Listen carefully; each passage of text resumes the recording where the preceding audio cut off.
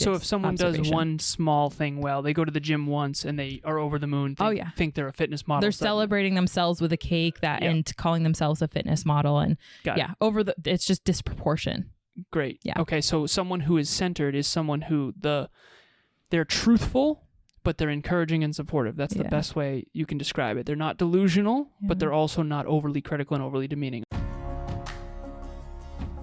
Conscious couples, business partners, and singles committed to attracting their dream partner. Welcome to the Conscious Couples podcast, where we share our life, love story, and combined relationship expertise to help you create and consistently cultivate the most magnificent, intimate relationship possible. Never again will you feel hopeless and alone in your intimate relationship challenges. Having accumulated thousands of hours coaching conscious couples and individuals all over the world, as well as starting and growing a global business together, Alan and I are here to guide you in all things relationships. Thank you again for tuning into the one place where it's not about you or me, it's about the we. Conscious couples and individuals, welcome back to the one and only Conscious Couples podcast. Today we have episode number 120. Is your partner's self-talk hurting your relationship? Before we jump into this episode, we want to say, first and foremost, it's good to be back. We just got back from a week-long trip in South Carolina. We traveled to 8 different states, through 8 different states. And we're back on the microphone, so thank you for your patience. We are actually launching this one day late because of travel, but we're showing up every week for all of you.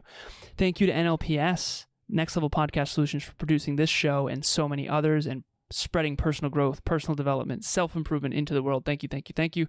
As always, my love, what is your intention for today's episode? My intention for our listeners is to help them not have their relationship get hurt because of their self-talk. And this is going to be an episode that recaps essentially our event number 35. So every single month we do relationship talks event, and we're going to kind of weave the through lines that we really had come out in that event through this episode. So I'm super excited for that. So Emilia is going to talk about this at the end of this episode, but I'm so pumped about it, so I want to share it here at the beginning as well. So our next event is our 36th event, which means that 12 times 3 is 36, which means that we've been doing relationship talks, virtual events every month on the month for 3 full years. So that is our 3-year anniversary for Relationship Talks events. It's not our 3-year anniversary as a couple, coming up on 5 years in October, actually. But if you want to celebrate that with us, the link to register will be in the show notes. Emilia will mention more about that later at the end of this episode. Okay, so this is a Relationship Talks event recap. So the last event that we did prior to our trip was on what again? It was on how your self-talk is sabotaging your relationship. And we centered that around what movie? What Women Want. Yeah. So there's a movie called What Women Want with Mel Gibson. It was done in actually 2000. It was weird to watch a movie that's 24 years old because it's based in Manhattan, New York City, and there's smoking sections. You don't probably remember, but my mom and stepdad smoked cigarettes. And inside. Inside. In buildings. Yeah, you used to be able to smoke in planes. You could smoke in buildings. It's wild how much has changed in the last 24 years. It's absolutely wild. So for those of us who are older, like myself, we remember that. But anyways, so in that movie, he essentially can hear what women think. And so we used that movie as a reference for this whole self-talk thing. It was actually fabulous. Thank you to everyone who did attend. There's one slide in particular, many of them were great, but one slide in particular that I want to share with everybody. But first, I want to talk about the opening of the event. So in the opening of the event, Emilia essentially talked about one of her most vulnerable moments. This was the first time I've ever personally seen you cry in front of an audience. So that was very sweet, and I'm very proud of you, honey, for being that vulnerable. It is not easy to show your deepest wounds to others. I think we hide our successes and our failures. I think we hide our successes and our struggles. And you didn't hide your struggle. So thank you for that. That was big. Too. So Emilia struggles with memory. And when I first started to date her, she said math and memory are my superpowers. And we watched a movie called The Notebook. Many of you have probably heard of and or seen The Notebook. If you haven't, it is a magnificent film. It will touch your heart at the deepest levels. It is so good. It's a must-see, in my opinion. Again, just my opinion, but come on now. No, so check out The Notebook. we were watching this movie probably less than a year into our relationship. I'd say probably 6 months in. It was less than that. Yeah. It was scary. It was. So maybe 3 months in, I don't know. We went deep really quick, Emilia and I. Mm-hmm. And so, but we're still fairly new in terms of chronological time, but we went deep fast in terms of our hearts. Mm-hmm. So I'm falling head over heels, madly in love with her. She's madly in love with me. It's awesome. It's our dream relationship. I can't believe how amazing this is. And we're watching this movie, The Notebook. And in The Notebook, for spoiler alert for anyone who hasn't seen it, okay? There's a scene where essentially you realize that this is a recollection of someone's life and they're a couple. And the male in the relationship is rereading the journal of the female in the relationship, the notebook, from the notebook, her notebook, because she gets Alzheimer's and forgets him. Yeah. And at the end of reading the journal and going through the narrative of their entire life story together, from her perspective, she realizes that it was him who was reading it the whole time. It's this beautiful moment. So in the event, Emilia shares her memory challenges. And I remember when we watched The Notebook, I had a moment where I realized that if something doesn't change, Emilia will forget me. And she'll forget everyone she loves. She'll forget who she is. And I never shared this maybe before on this podcast, but my grandmother was 94 years old. And when I went to see her before she passed away, she got pneumonia. She thought that I was my mom's husband. And she was playful. She said, "Oh, you got a good one, huh?" And little did she know that it's me, Grandma. It's your grandson. So if you've ever had a brush with someone with Alzheimer's, it's very devastating. It's awful. And the truth of the matter is that you can do something about it. And so back then, Emilia had this really big limiting belief, and I'll let her expand on it. But I had a vulnerable moment, and so did Emilia, where we realized in that moment after watching that movie, holy crap, there's no way she's not going to forget me and us and our relationship. And I might end up being the one reading her journal to us or to her. Yeah. And so she cried about this in that moment, but it was happy tears this time instead of sad tears because of how much you've turned it around. So we've turned it around. I remember for Christmas that year, I went to the bookstore, Barnes & Noble, because Emilia is obsessed with books, and I got her what I call the leadership series, because I think her deepest bottleneck personally was leadership. And she's come way up since then, but I was studying leadership for a decade, and in the leadership series, the 5th book was Memory Recovery. Rescue. It was Memory Rescue. I always get that wrong for some reason. In my memory, it's Memory Recovery. Memory Rescue is the name of this book. This is a thick A book. Thick book. And I don't know how much of that you've read, but you've implemented so much. And sleep is the number one most important thing for memory recovery. So why are we telling you all this rather than just telling you some story? Emilia had a limiting belief, limiting self-talk around sleep. And now I'm going to share this sort of spectrum. So imagine on the plus 10 end, picture a spectrum. On the plus 10 end, you have someone who is toxic positivity. This is everyone gets a trophy. It's all going to work out regardless of your effort. I have an amazing memory. I have an amazing memory. I have an amazing memory. If you ever heard of affirmation without action leads to delusion. These are the people that are delusional. They think they're going to be billionaires, but they've never studied what billionaires do. It's just delusional. Toxic positivity is you basically neglect all negative emotions, don't face any real truth. We all understand what toxic positivity is, okay? And those are seemingly empowering beliefs that are actually diluting the truth, that aren't actually helpful. Now, that's the plus 10 end. On the other end is minus 10, and that's what we were focusing on in this event. The minus 10 end is demeaning and overly critical. And the premise here is the way you were spoken to growing up is usually the way you learn how to speak to yourself. And the analogy I used in the event, thank you again for everyone who came, is it's a record playing in the back of your head. It's either I'm the best, I'm the best, I'm the best, I'm amazing, it's all going to work out, or it's I'm the worst, I'm not smart enough, I'm not good enough, I'm XYZ. And so what you have to do is fight against that record and try to find center. And center is candid, which is truthful, but it's encouraging and it's supportive. Yeah. There's a way to be truthful, encouraging, and supportive. So instead of Emilia saying, and I'll let her share the rest of this, but essentially we got her to center. Because she used to be, I have a bad memory. I have a bad memory. I have a bad memory. I'm always going to have a bad memory. And so that was the record playing. And if that didn't shift, not only would our relationship suffer, but she would suffer tremendously as well.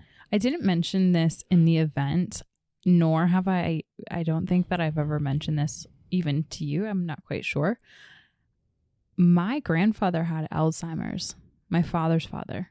And so knowing that that was something that could very well be genetically inherited terrified me when I was younger, because I remember going to my grandfather, very similar to the memory that you had shared with your grandmother, and witnessing my dad, who was like such a bright light in my grandfather's life. It was so obvious. But then as he was degrading and his Alzheimer's was setting in, slowly my dad and his siblings, primarily his sister, would be taking care of my grandfather, and he would start to forget who the people were around him, including the people that he loved the most. And I remember being with him, and that terrified me as a younger kid. But isn't it fascinating that what can terrify us can freeze us up and not necessarily have us do anything differently? At that time, I didn't necessarily know how vital the self-talk that was playing in my world actually was contributing to what would have been, had we not had a redirect, the same problem. So though it may be not for everyone the Alzheimer's fear or the concern around losing your memory and therefore losing all of the memories that you have constructed with your partner, and therefore, kind of losing the fact that you have been in a relationship your whole life. Maybe that's not whoever's listening to this, that concern or their fear. But what should be, from my perspective, and this is really what we said in the event and what the audience really resonated with, which is how little we are really recognizing what are the thoughts that are playing in our head. So I wasn't as aware of how impactful, CBT is a practice of cognitive behavioral therapy, where it really looks at not only the cognition and the behaviors and how thoughts are tied to behaviors and emotions and all that stuff, but it also digs deeper into the dialect in our words, in our cognition, and in our thoughts. And why I mention that is because the record that was playing very often, that I was completely unaware of, that was going under my radar, my conscious awareness we talked about in the event, was I'm going to forget this. Oh shoot. Like I can't remember this. Right. So that limiting belief reared its ugly head and became just a natural grooved pattern for me, to where I literally believed that about myself. So even though I had my grandfather over here,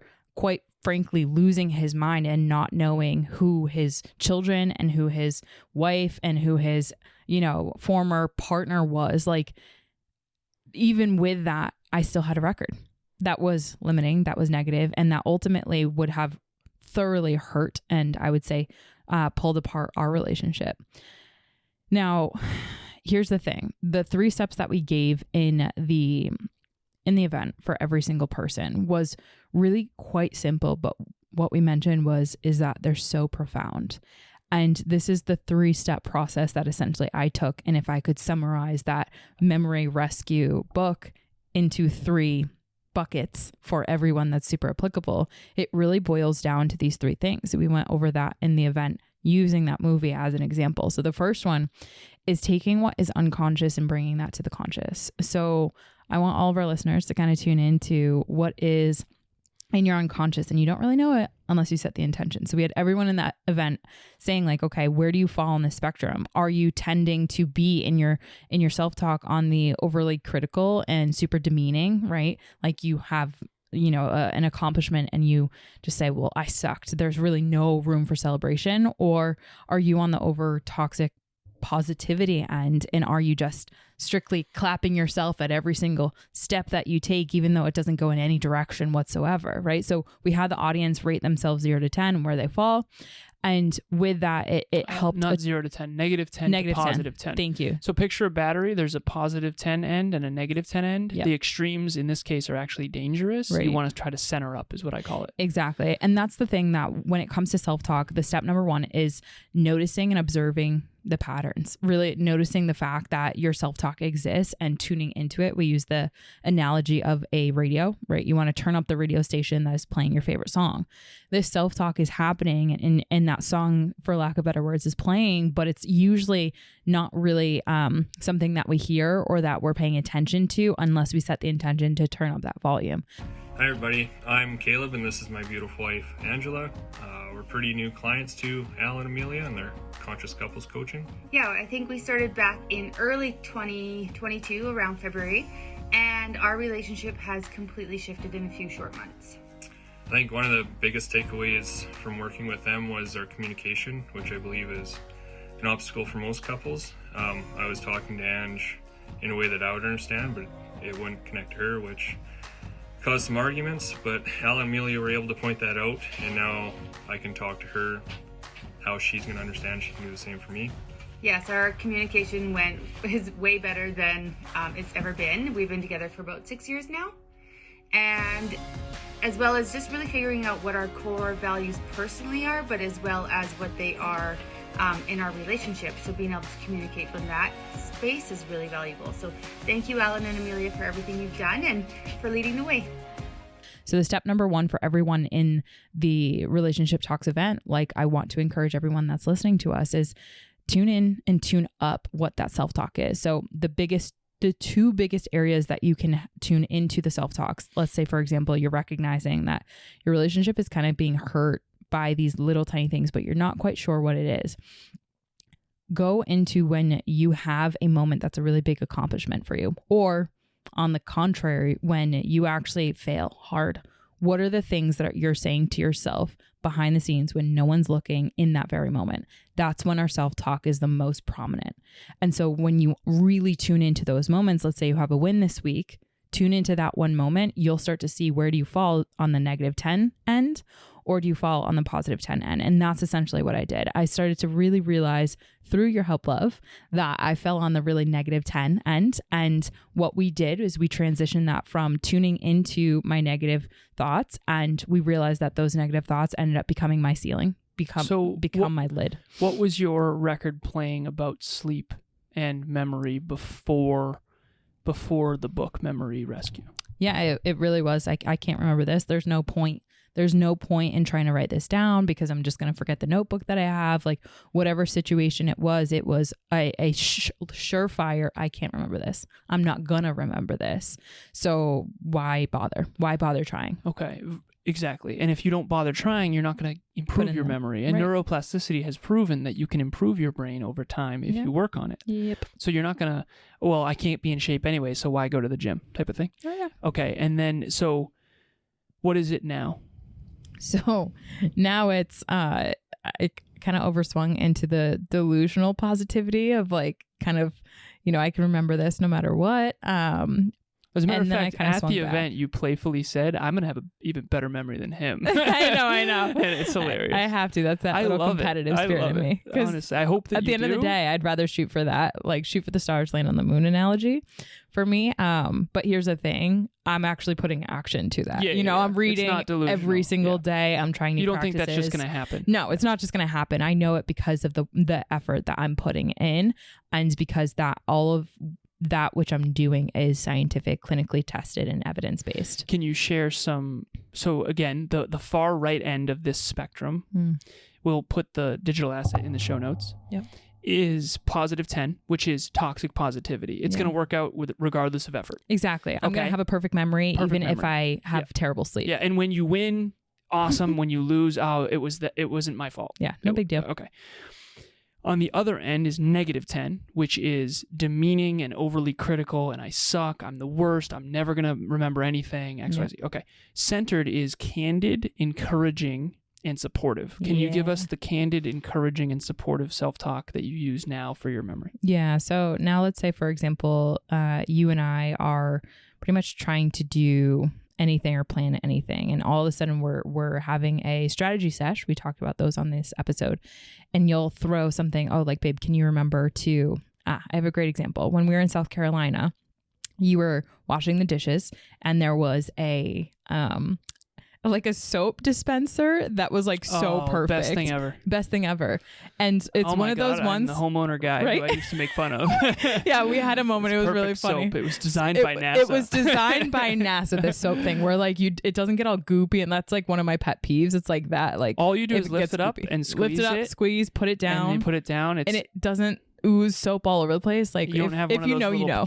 Exactly. Yeah, so Alan got it and he just looks at me like, oh my God, this is designed by NASA. So you know your homeowners when. And that essentially I logged in my consciousness and babe, you had said, can we get one of these? And I was like, absolutely, because I usually do, you know, kind of the grocery I totally forgot about that. I logged it in my consciousness and I played a game with myself, which I always do when it comes to this stuff, the memory games, which is I'm going to remember this. I'm going to set the intention to remember this. And I'll say to myself, like, I'll call myself babe in my self-talk, like, babe, you got this. Nice. And that self-talk is, babe, you got this. I might have not been able to remember and my memory isn't perfect, but I'm going to try.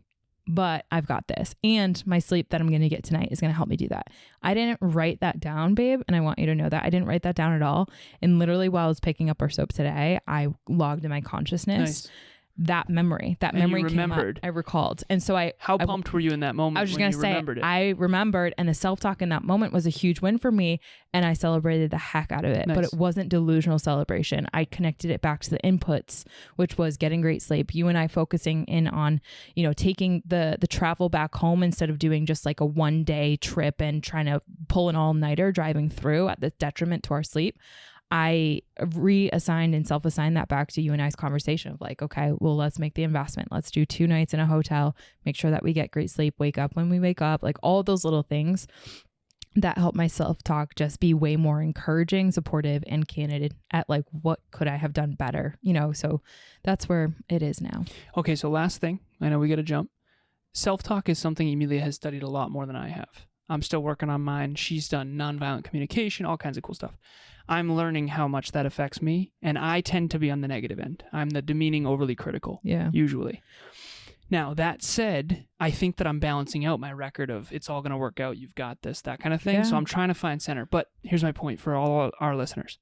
Anyone watching or listening, so Emilia, how do they identify what their partner's self-talk might be? Are they... if you were a overly positive partner, you had an overly positive partner or an overly negative partner, and most people fall on one of those extremes. Yeah. How would you identify that? That's a great question, love. Honestly, it's contingent upon the self-talk being externalized. So what I mean by that is when your partner, let's say, has a great day, are they shunning themselves? And hopefully you're able to learn or discern whether or not they have more toxic positivity or critical and demeaning because they are externalizing, meaning they're saying it out loud, whatever they are talking to themselves, right? So you might overhear them if they, you know, screw something up. I am the man. If they have a great day and they're saying like, I am the man, I'm the best, like, you know, they're just like, kind of like sometimes you'll be like in the kitchen, like doing some of your stuff after you've had either a great or a bad day. Something will go wrong that like kind of tips you over the edge, and if it goes wrong, there will be a little critical and demeaning moment that is like way out of proportion to the actual situation. Like, I'm an idiot. Yeah, like, oh, that was so freaking stupid. Like, you'll like say that to yourself, and it's like, okay, that's an exacerbated moment of what that inner self-talk is naturally doing. But obviously, if you had a bad day, that's going to be a lot heavier or disproportionate, but it's truth to what your self-talk is. Same thing goes when you had a great day or when you're in the mood and you're just feeling yourself. When you win, you're like dousing yourself in that love and in that toxic positivity, and I'll overhear it and I'll be like, okay, I can understand because it's a little disproportional to the win that you had from my perspective and from more of a rational objective. So if someone does one small thing well, they go to the gym once and they are over the moon, think they're a fitness model. They're celebrating themselves with a cake and calling themselves a fitness model, and it's just disproportion. Great. Yeah. Okay, so someone who is centered is someone who they're truthful, but they're encouraging and supportive. That's the best way you can describe it. They're not delusional, but they're also not overly critical and overly demeaning. Okay, sweetheart, anything else before we go? The only thing that I would add as we kind of wrap this up is when you're working on this, so step number 1 was tune into your self-talk. Step number 2 in the event was notice the patterns and the impact that they have. In this episode, the pattern is usually your either your partner is really negative and likely that's kind of pushing into your relationship, right? Or they're overly toxically positive and it's again pushing into your relationship because how they talk to themselves is inherently going to ooze on you.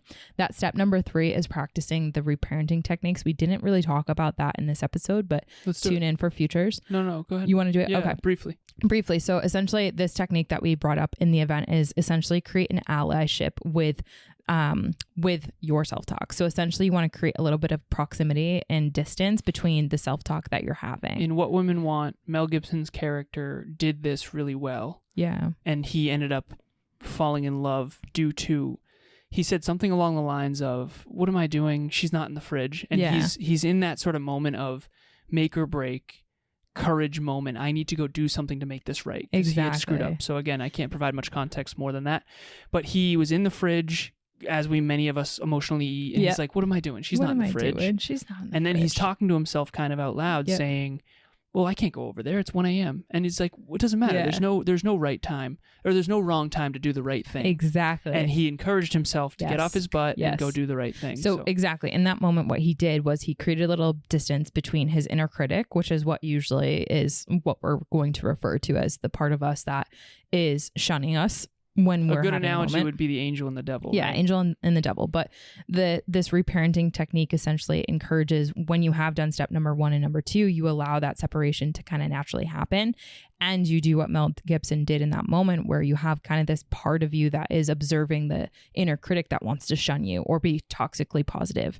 And this self part of you comes in and says, whoa, let's actually go into the candid, the truth of the matter. Like she is not in the fridge, right? There's never a wrong time to do the right thing. That is truth being injected into the moment that our inner critic wants to either sabotage with toxic positivity or sabotage with toxic negativity. And underneath all of this is just a protection mechanism, because if you're toxically positive, you don't think you have to take action. Yeah. Why take action? You're already the man or the woman. And then the overly negative is convincing yourself to stay still and stay stuck instead of taking action. And so all of this is a protection mechanism that you can overcome by facing the fear and actually going and doing the thing. Yeah. Okay. So thank you all for listening. We really appreciate it. Strong work, love. You too, love. And before we go, if any of you are struggling with your self-talk, or you feel like your partner is overly positive or overly negative, you can book a relationship talks coaching session. We do one-on-ones. We do we have a hybrid model where we'll coach a couple, and I'll coach the male, she'll coach the female. It can be female or male, by the way. Mm-hmm. Heterosexual or homosexual couples, all welcome. Mm-hmm. But at the end of the day, book your first one. Your first one's free. It can be you and your partner or just you. The link to register will be in the show notes. Pick a time on our calendar. It's a half hour. A lot of times we go to 45 minutes. Dip your toe in, see what it's like. We can promise you that you will not only achieve fulfillment within yourself and in your relationship, but we're also going to help you and your partner actually achieve your goals too. Mm-hmm. And we like to have a lot of fun in those too. Mm-hmm. So we can't wait to meet you and have that. As well as Alan mentioned in the beginning of this episode, we will be on our event number 36. So 3-year anniversary of Relationship Talks event. Shout out to you, community. Woo! For being in that and contributing to such an incredible space. And this event is going to be on the 3 phases of conflict you must learn. And this is going to help you and your partner grow together, not apart, like we always do in these events. However, we're going to deep dive into the 3 phases of conflict that so many people just steamroll over and never actually learn how to get good at. And conflict is inherently a part of relationships. As a matter of fact, to have an extraordinary or even a great relationship, being able to adaptively process through and work through conflict is a cornerstone of every single relationship. So if that sounds like it interests you, we would love to see you there. It is completely free and it's virtual. You can listen in the car. You don't have to have your camera or mic on. Join us. The event link to register is in the show notes as well. I was very proud of you and I on this trip. So imagine driving through 8 states, all down south through the entire U.S. East Coast. And you and I had so many conflicting moments. It was good. Small. It was great. But we handled it very, very well, which always we grew together and not apart. It was amazing. And I think that all couples should go on a road trip together. Yes. To really test the resilience and the conflict resolution of the Skills. relationship. If you're in a bad spot, don't do that. Don't do a road trip. Don't do a So road make trip. sure you do a road trip from a really positive place. Yeah. Because otherwise, ruh-roh. What will be squeezed will be what's been boiling up inside. Yeah. All right. So thank you all for listening. As always, we appreciate you. And again, as always, it's not about you or me. It's about the we. We'll talk to you next time. Bye, everyone. Thanks for joining us for another episode of the Conscious Couples podcast. We love connecting with the Conscious Couples community, so please make sure you follow us on Instagram. I am at Evolve with Emilia, and Alan is Lazaros88. Also, if you or your partner resonated with this episode, leave us a review at the link in the show notes, and please share this with someone you love and care about. Until next time, remember, it's not about you or me. It's about the we.